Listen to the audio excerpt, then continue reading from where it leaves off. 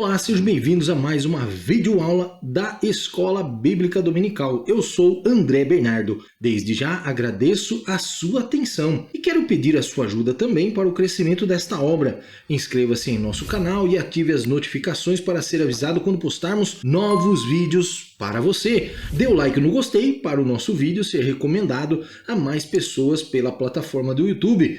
Deixamos o link da apresentação deste plano de aula no campo de descrição do vídeo para você baixar inteiramente de graça, podendo usar aí na exposição da sua aula. É um prazer estudar com você. Então pegue a sua Bíblia, a sua revista, a sua caneta e o seu caderno de anotações e vamos estudar. Título da lição número 9, Gog e Magog, um dia de juízo. Verdade prática da lição número 9. A palavra profética anuncia que antes da restauração espiritual de Israel, virão Gog e seu bando para invadir a Terra Santa, mas eles serão derrotados. Objetivo da lição número 9, identificar Gog, identificar Magog e explicar o contexto escatológico da profecia. A leitura bíblica da lição número 9 será feita em Ezequiel, capítulo 38, do verso 1 a 6, e Ezequiel, capítulo 39, do verso 1 a 10. Nos acompanhe nesta leitura. Veio mais a minha palavra do Senhor, dizendo: Filho do homem, dirige o rosto contra Gog, terra de Magog, príncipe e chefe de Meseque e de Tubal, e profetiza contra ele. E dize: Assim diz o Senhor Jeová, eis que eu sou contra ti, ó Gog, príncipe e chefe de Meseque e de Tubal. E te farei voltar, e porei anzóis nos teus queixos, e te levarei a ti com todo o teu exército, cavalos e cavaleiros, todos vestidos bizarramente, congregação grande, com escudo e rodela, manejando todos a espada, persas, etíopes e os de Pute, com eles todos com escudos e capacete, Gomer e todas as suas tropas, a casa de Togarma, da banda do norte, e todas as suas tropas, muitos povos contigo. Tu, pois, ó filho do homem, profetiza ainda contra Gog e dize: Assim diz o Senhor Jeová, eis que eu sou contra ó Gog, príncipe e chefe de Meseque e de Tubal, e te farei voltar, e te porei 6 anzóis, e te farei subir das bandas do norte, e te trarei aos montes de Israel, e tirarei o teu arco da tua mão esquerda,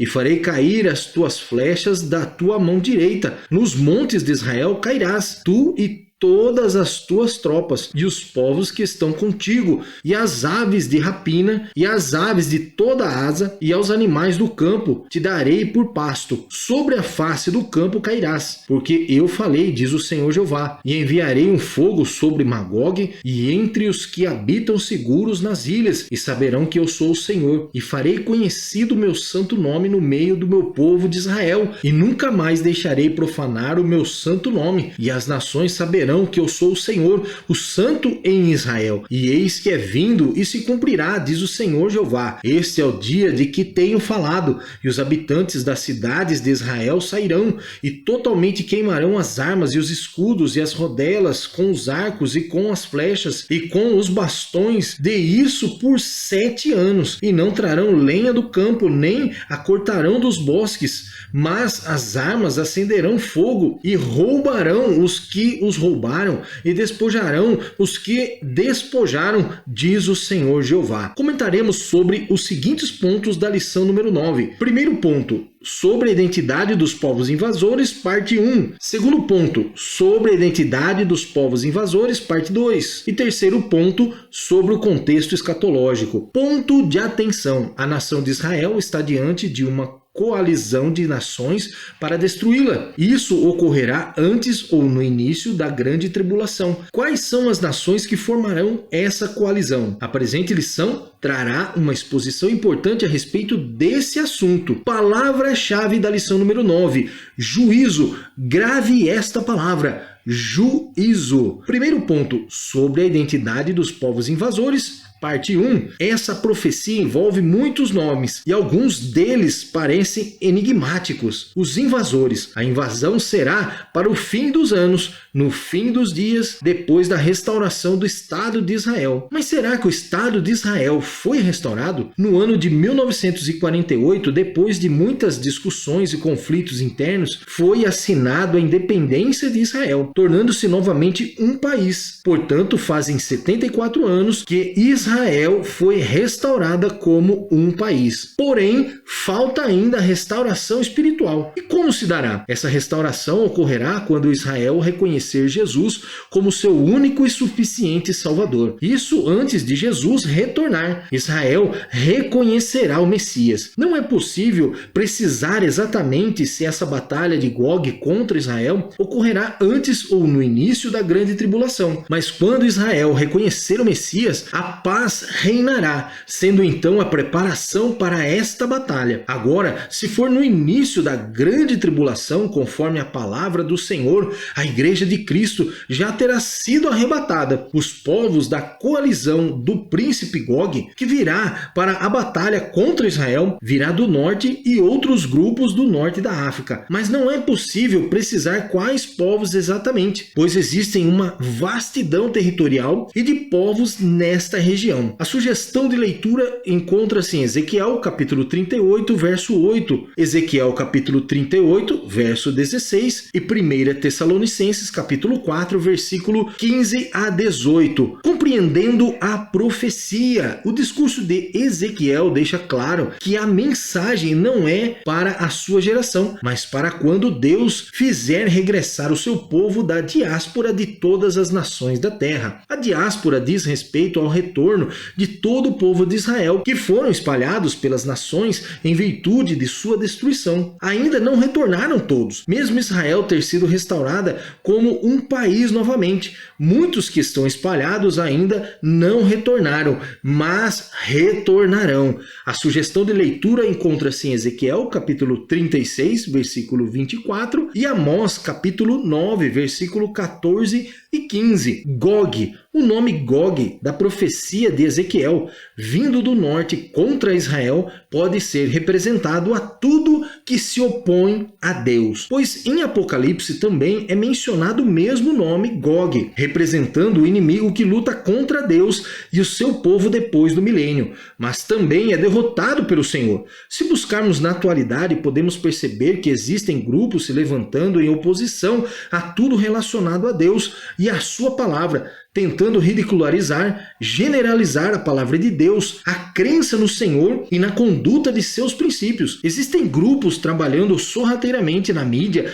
visando formas de dominação mundial, em oposição a tudo que o Senhor abomina. Gog é o rei da terra de Magog e o principal governante de Meseque e Tubal. Magog, Meseque e Tubal são os nomes dos filhos de Jafé. A sugestão de leitura encontra-se em Gênesis capítulo 10, versículo 2 e Apocalipse capítulo 20, versículo 8. Segundo ponto, sobre a identidade dos povos invasores, parte 2. Magog é o nome de um descendente de Jafé, filho de Noé, que aparece em Ezequiel como em um lugar. Flávio Josefo identifica Magog com o povo cita, um conjunto de etnia nômade que viviam na região norte do Mar Negro e do Mar Cáspio. Também o historiador grego Heródoto descreveu este povo em seu livro Histórias, e arqueólogos encontraram fatos sobre este povo na região sul da Ucrânia. Os citas aparecem também sendo mencionados no Novo Testamento. O povo cita é descrito como um povo guerreiro muito habilidoso na batalha,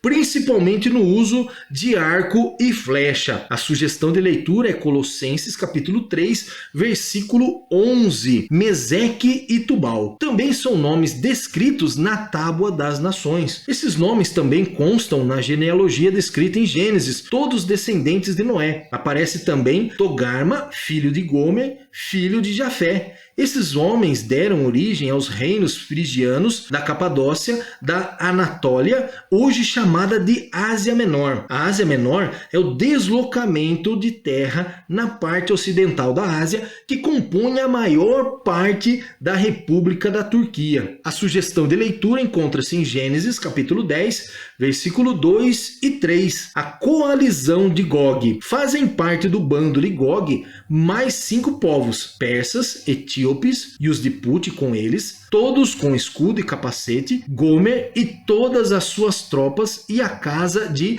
Togarma. O norte da profecia em relação a Israel inclui a Mesopotâmia, a Ásia Menor e as regiões do Mar Negro e do Mar Cáspio. Os persas são os atuais iranianos. A Pérsia teve o seu nome mudado para Irã em 1935. Podemos perceber que a união desses povos, Agog e Magog, é territorial, descrevendo uma grande multidão que irá batalhar contra Israel. Já em Apocalipse, o número dessa multidão é contado como a areia do mar, vindo dos 4 cantos da terra. Desta maneira, confirma que a batalha de Gog e Magog nas profecias de Ezequiel não é a mesma descrita em Apocalipse, são rebeliões distintas e também acontecerá em épocas diferentes. A sugestão de leitura encontra-se em Ezequiel, capítulo 38, versículo 5 e Apocalipse, capítulo 20, versículo 8. Terceiro ponto, sobre o contexto escatológico. A interpretação popular que considera a Rússia como Gog ganhou muito espaço durante o período da Guerra Fria. Gog e Magog. Muitos acreditam tratar-se de uma expressão genérica para indicar o futuro inimigo de Israel. Mesmo não conseguindo trazer uma exatidão de quem sejam esses povos, certo é que tanto no capítulo 38 e 39 o profeta Ezequiel enfatiza a frase: "Eis que estou contra você, Gog, príncipe de Rosh, de Meseque e Tubal." Isso mostra que Deus está do lado do seu povo e lutará a favor do seu povo contra os inimigos, e ninguém poderá resistir ao poder do Senhor. A sugestão de leitura encontra-se em Salmo, capítulo 144, do verso 1 ao 2. Como a Rússia aparece nesse contexto? A profecia afirma que Gog é príncipe e chefe de Meseque e de Tubal. A palavra chefe em hebraico é Rosh, que significa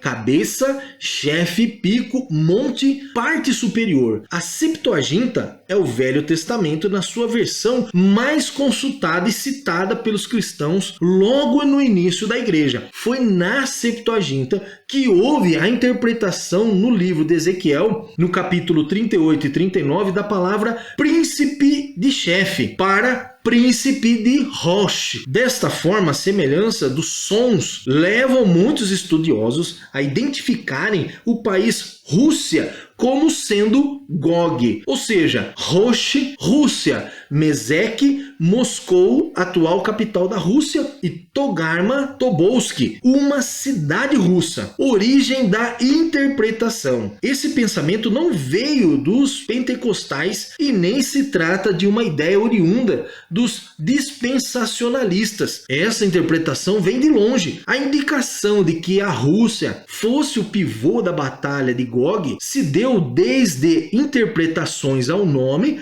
como também ao poder militar e político frente à famosa Guerra Fria entre a então União Soviética e os Estados Unidos, iniciada em 1947, criando uma polarização mundial, onde a União Soviética possuía uma ideologia política comunista e os Estados Unidos uma ideologia política capitalista, causando então em um confronto entre os dois países, se findando no ano de 1991. Com isso, a semelhança caiu no esquecimento, principalmente com a separação dos países que formavam a União Soviética. Mas, ao que temos visto atualmente, a Rússia pode sim ser uma grande ameaça mundial, principalmente ao que vimos em sua declaração de guerra com a Ucrânia, exigindo aquele território aos seus domínios. Nenhum outro país se impôs contra a Rússia. Dizem que o seu poder militar é capaz de dizimar muitas nações. Precisamos estar atentos aos sinais dos atalaias do Senhor e nos rendemos a Deus, confessando os nossos pecados. Quando Israel estiver em plena paz, não somente como um país livre, mas espiritualmente, então virá o inimigo, mas virá para ser derrotado, para que o nome do Senhor seja manifestado a todas as nações. A sugestão de leitura encontra-se em Ezequiel, capítulo 3, versículo 17, Salmo, capítulo 44, versículo 5 e Apocalipse, capítulo 17, versículo 14. Conclusão: O importante em nosso estudo não é a identidade de Gog e seus confederados. Isso são detalhes, mas principalmente mostrar ao mundo a veracidade da palavra de Deus. A palavra de Deus é verdadeira. Todas as promessas, profecias e juízos ao seu tempo se cumprirão. Cabe a nós estar atentos aos sinais e nos mantermos firmes em suas promessas. Hebreus capítulo 10, versículo 23 nos diz: retenhamos firmes a confissão da nossa esperança, porque fiel é o que prometeu. Parabéns, você concluiu mais uma lição. Esperamos você na próxima aula de número 10, com o título A Restauração Nacional e Espiritual de Israel.